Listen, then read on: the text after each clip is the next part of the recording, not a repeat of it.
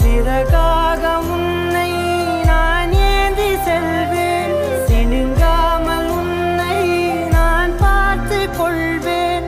ஒரு கோடி இன்பங்கள் உன்னை பார்த்த நொடியில், நான் வாழும் நாள் மட்டும் நீ எந்த மடியில். உன்னை ஈன்ற பொழுதிங்கு கடவுள் தன் முகம் பார்த்த பொழுது உன் பாதம் தொழுது